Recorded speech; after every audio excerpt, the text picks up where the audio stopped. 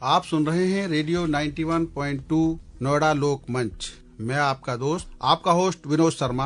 हमारा कार्यक्रम health okay में आज हम चर्चा करेंगे प्राकृतिक चिकित्सा पर। प्राकृतिक चिकित्सा में अलग अलग विधाएं हैं और वह आम आदमी को प्रकृति के साथ जीना सिखाती है और उससे दीर्घायु और स्वस्थ रहने के गुर उसमें सीखते हैं। इस पर हमारे साथ हमारे स्टूडियो में मौजूद हैं नेचुरोपैथी के विद्वान ज्ञानेंद्र अवाना जी, जो नेचुरोपैथी पर प्रकाश डालेंगे और कई चीजें जिस पर आम आदमी को लाभ हो, इस तरह की बातें हम करेंगे। हमारे स्टूडियो में आपका बहुत बहुत स्वागत अवाना जी। मेरा भी आपके सभी दर्शकों को नमस्कार और अच्छा लगा आपके इस एफएम पर आने पर। जी। मैं एक सवाल ये पूछ रहा हूँ कि प्राकृतिक चिकित्सा आखिर क्या है, ये हमारे श्रोताओं को बताइए। देखिए, प्राकृतिक चिकित्सा एक चिकित्सा पद्धति है, जैसे हमारी और दूसरी पद्धतियां हैं, एलोपैथी है, होम्योपैथी है, आयुर्वेद है जी, उसी तरह से प्राकृतिक चिकित्सा भी है जी। परंतु प्राकृतिक चिकित्सा इन सब से पूर्ण रूप से भिन्न भी है जी। भिन्न इसलिए है कि हमारा जो शरीर है वो 5 तत्वों से बना है जी। आप सब जानते हैं 5 महाभूत हैं जी, जिसमें आकाश है, वायु है, अग्नि है, जल है जी और पृथ्वी है। जी जी। इन 5 तत्वों से ही हम चिकित्सा करें जी।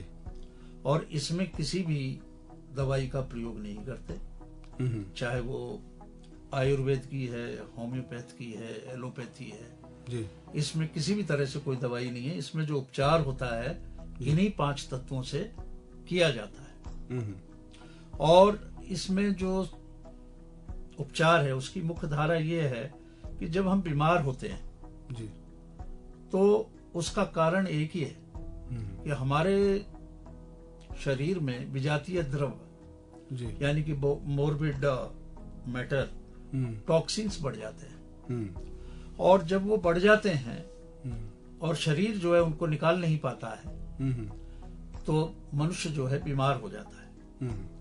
इस चिकित्सा के द्वारा हम उस मोर्बिड मैटर को शरीर से, उस टॉक्सिन को शरीर से बाहर करते हैं और मनुष्य स्वस्थ हो जाता है। तो ये जो विधा है जी, ये सबसे भिन्न है। इसमें ना तो कोई दवा है ना कुछ है। अब इसमें जैसे अगर आकाश तत्व से चिकित्सा करनी है तो आकाश तत्व का मतलब है खालीपन। तो उसमें हम उपवास पे जाते हैं, उपवास से उसको ठीक किया जाता है। दूसरा जो है ये जीने की विधा बताता है कि स्वस्थ जीवन मनुष्य का कैसे हो, बीमार ना भी हो तो स्वस्थ कैसे रहे। जी जी। तो पेट है हमारा, पेट में हम आधा खाना खाएं, उसका जो चौथाई हिस्सा है वो पानी का रखें और 1/4 हिस्सा हवा के लिए, खाली जगह के लिए रहे, जिससे कि उस खालीपन से, कम खाना खाने से आपके शरीर के अंग ढंग से काम कर सके।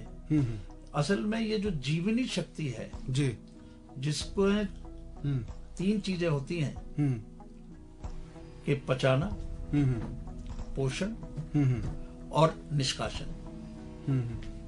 ठीक ठीक ठीक। पाचन, पोषण और निष्कासन, पापोनी इसको बोलते हैं। अच्छा। ये तीनों जो सिस्टम है उनको स्वस्थ रखता है। हाँ, उनको स्वस्थ रखता है। इसमें जो सबसे बड़ी बात कही गई है, जैसे हमें रोग की बात कहते हैं तो हम रोग जो और जो विधा है उसमें हम कहते हैं कि जो रोग है वो कीटाणुओं से होता है, विषाणुओं से होता है, बीमारी के बैक्टीरिया से होता है।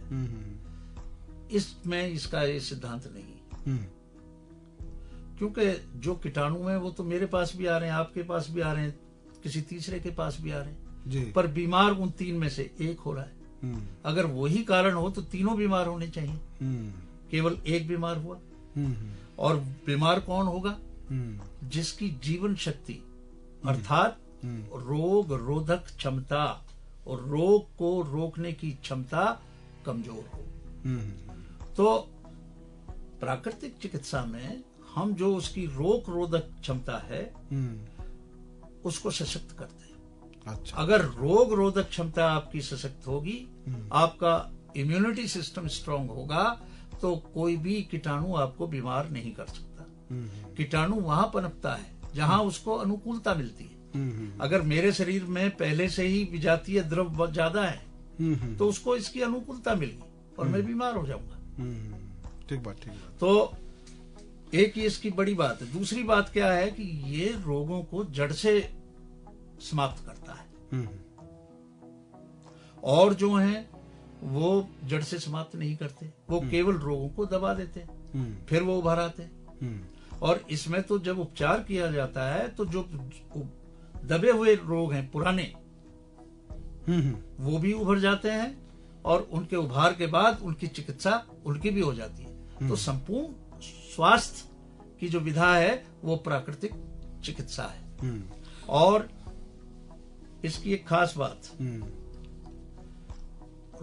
एक रोग से दूसरे रोग के बीच में फर्क नहीं करता। अच्छा। और इसमें दो तरह के रोग माने गए हैं, एक तीव्र रोग और एक जीर्ण रोग। अच्छा। तीव्र रोग होता है जैसे बुखार है, खांसी है, जुकाम है, दस्त है, ये तीव्र रोग। और जीर्ण रोग किसी को कोई बीमारी हुई है जैसे तपेदिक है और कोई बीमारियां हैं, तो ये जो तीव्र रोग हैं इनको रोग नहीं मानते। अच्छा। इनको हम मित्र मानते हैं। अच्छा।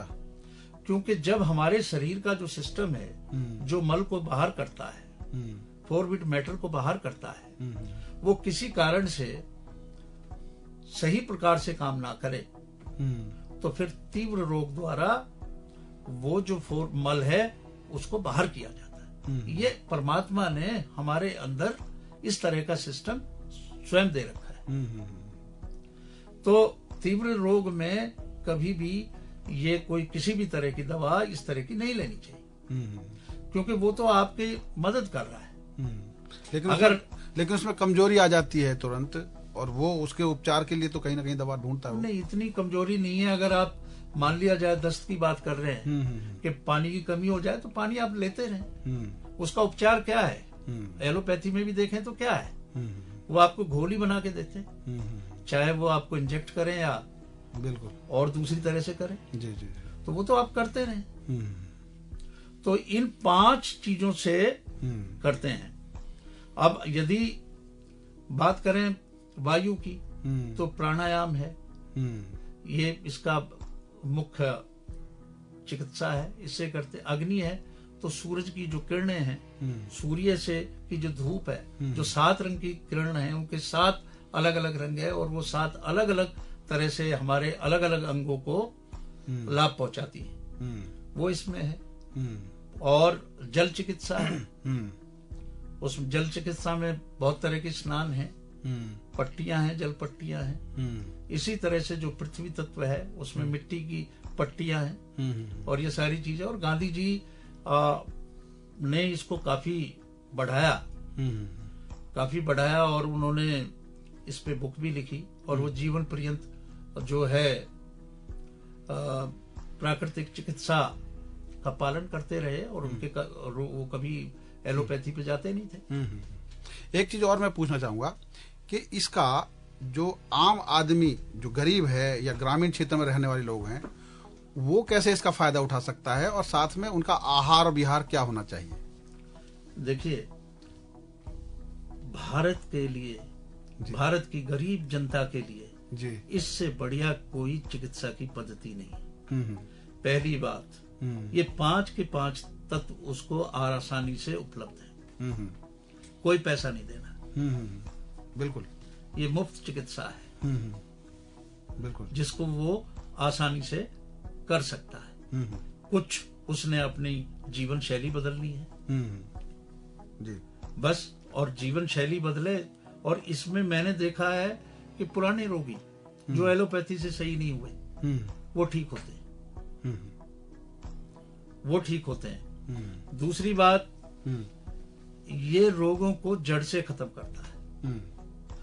और ये जो विधा है, ये जो पद्धति है, जो और पद्धति है वो शरीर का इलाज करती है, ये मन और आत्मा के रोगों का भी साथ साथ इलाज करता है। अच्छा। हमारे जो ग्रामीण भाई बहन हैं, उनके पास आर्थिक तंगी भी होती है। हाँ, बिल्कुल। और जानकारी कम होती है। यदि वो ये करें तो पूर्ण रूप से स्वस्थ रहेंगे और रोग उनके पास आके फटकेगा भी नहीं। क्योंकि इसका मूल मंत्र है विजातीय द्रव को शरीर से बाहर करना और हमारे शरीर की जो इम्यूनिटी है उसको बढ़ाना, फिर चाहे कोई भी कीटाणु हो, जो मर्जी हो। तो इसके केंद्र कम है, लोगों तक जागरूकता पहुंचाने के लिए क्या कोई प्रयास किसी स्तर पर चल रहे हैं जिससे आम आदमी उसका फायदा उठा सके, या इस तरह के शिविर लगते हैं कहीं जिससे कि लोगों तक इसकी पहुंच बने? क्योंकि आज की डेट में क्या है कि केवल एक सलाह तो दे दी, लेकिन वो करें क्या, खाएं क्या, कब क्या खाएं, इस तरह का भी एक कुछ शिविर, जागरूकता शिविर होना चाहिए। देखिए, इसमें जो आम लोग स्वास्थ्य में जुड़े हुए हैं, जी जी जी, उनका इंटरेस्ट बहुत कम है। या ऐसी कंपनियां या ऐसे लोग, हॉस्पिटल उनका नहीं है, क्योंकि ये तो उनके विरोध में जाता है। आज जमाना जो है मार्केटिंग का है, रुपए पैसे से संबंधित चीजों का है। जिससे ज्यादा मुनाफा हो उस तरफ जाएंगे। इससे क्या मुनाफा होगा उनको, और वो उस तरफ क्यों जाएंगे जिससे उनका अपना धंधा बंद हो। नहीं, सरकारों को ही चाहिए कि वो आम आदमी तक पहुंचाने के लिए इस तरह का प्रयास किया जाए। पीछे मोदी सरकार ने पहले हेल्थ मिनिस्ट्री के अंडर आता था, अब अलग से एक आयुर करके अलग मिनिस्ट्री बनाई है जो हेल्थ मिनिस्ट्री से अलग है। तो उसमें जो हमारे यहाँ की पद्धति है भारत की, उन सब का विकास के लिए ये मिनिस्ट्री प्रयासरत है।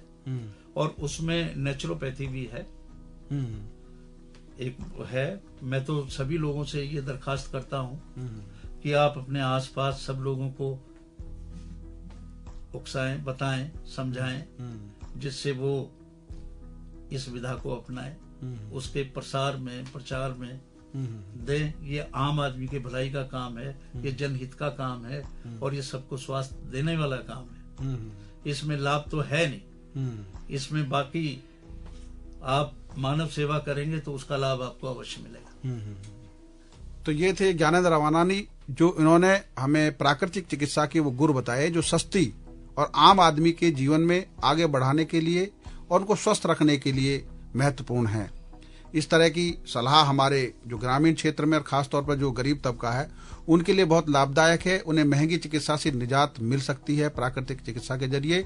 वो खान पान का ध्यान रखें, और जहाँ पे जो भी इस तरह की चीजें सामने आती हैं उनका ख्याल रखें, और किस तरीके से हम पानी पीकर और किस तरीके से हम कम खाकर अपना शरीर को स्वस्थ रख सकते हैं।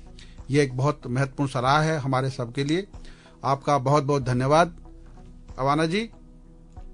आप स्टूडियो में आए, बहुत बहुत धन्यवाद। आपका धन्यवाद, आभार, आप सभी का धन्यवाद। तो आप सुन रहे थे रेडियो 91.2 नोएडा लोकमंच, आपकी अपनी आवाज। धन्यवाद।